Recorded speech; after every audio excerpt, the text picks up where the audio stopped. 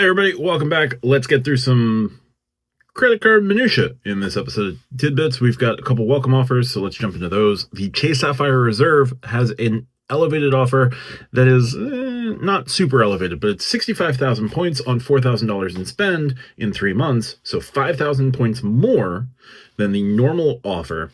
You'll go through the Infatuation for this particular welcome offer. Otherwise, it is exactly the same as the normal offer. You just get 5,000 points more through the Infatuation. The Infatuation is basically Chase's answer to Resi, but worse, because it's not as functional as Resi. So you got the Infatuation there. Again, extra 5,000 points.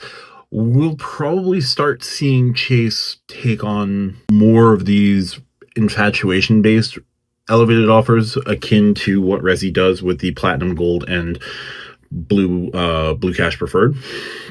So you'll probably see a Reserve and the Preferred getting somewhat elevated offers from time to time through the Infatuation, but I don't know what third card they might do. It might make sense to like rotate a co-branded card.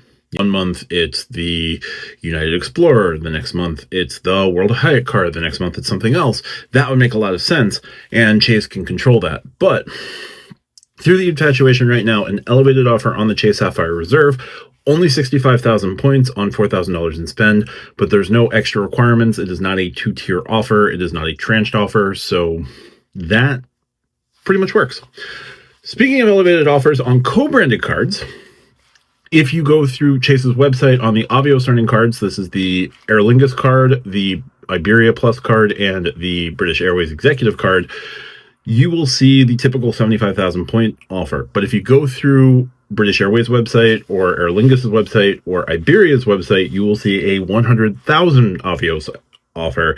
And again, an Avios is an Avios is an Avios, so it may not be 100,000 British Airways or 100,000 Iberia or 100,000 Aer Lingus. It could also be 100,000 Finnair or 100,000 Qatar.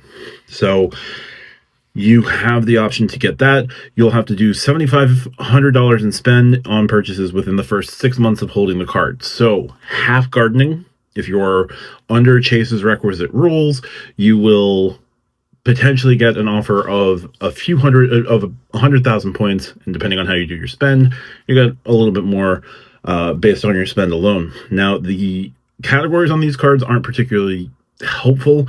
They do have some extra perks. I know the British Airways card gives you like a 10% discount on British Airways flights.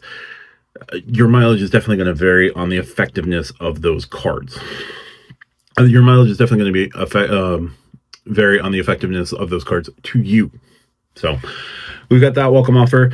A third welcome offer I want to highlight, Cardless and Qatar are not happy with the current number of signups they have. They are offering elevated welcome offers and double category spend through the end of the year to try and gin up some welcome spend for those cards. The Cardless card with Qatar, the $4.99 card. This is the card that you would look to get if you were going to go after Qatar status for at least a year. Get yourself, I believe it would get you up to One World Sapphire if you hold and spend enough on the card. You'll also get your rewards fees and everything waived with, I think, 15,000 in spend on that card. But that card is currently doing an 80,000 point welcome offer on the same spend in the same time frame, and all of your points that are not Qatar specific will be doubled. So instead of a 1x flat earning card, it's 2x Qatar points, 2x Avios through the end of the year, and 4x on things like dining and grocery. So there you go. If that is of use to you, check out the Cardless website. I don't have any referral links or anything like that. It's Cardless. They don't do referral links. Cardless does have its weird one card for life rule, which I have to assume they're going to be waiving in the near future. But there we go. A couple other airline pieces I just wanted to highlight real quick. Frontier has announced 16 new routes, and Alligent said we can do one better and has announced 44 new routes.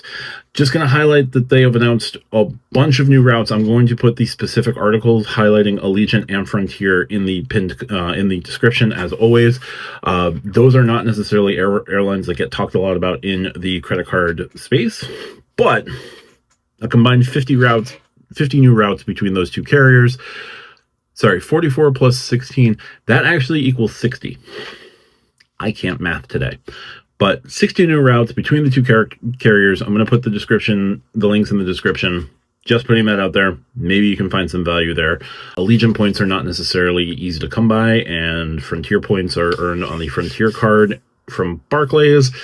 And that's about it. They don't have any transfer partners, but did want to highlight that.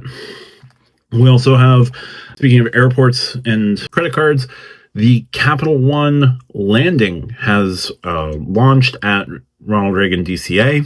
So this is the concept of a lounge and sort of restaurant type combination that features food from Jose Andres. You can make reservations to utilize the landing.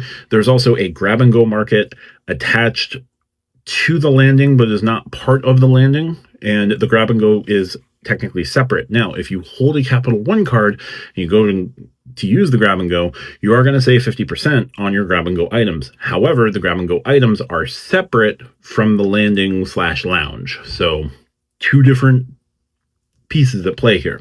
But I did want to highlight that as well. So one other piece of airline news that I wanted to cover, because this is just slightly funny to me, Delta and Shake Shack have gotten together, and Shake Shack you'll be able to get Shake Shack cheeseburgers in Delta first class. If that's something that is of importance to you, there you go. I got nothing else, but just wanted to highlight that. Anyway, as always, links for everything will be in the description down below. You can check that out. There's various points offers, but I'll go over that another time probably. But thank you so much for watching. If you like what I do, hit the like and subscribe button. If you want to support me here on YouTube, consider becoming a channel member. That is the Tidbits Collector. If you want to support me outside of YouTube, check out the pinned comment down below. I have referrals. I have tips for Ko-fi, Buy Me a Coffee, things like that. And if you want to check out the podcast that I co-host with Call Me Lonnie, RJ from Do You Take Cards, Tariq from Reeks Rewards, check out the Stack Your Points podcast. I put a shout out to them in every video description. I remember to do that. But check us out there. Thanks so much for watching. Talk to you soon. Bye.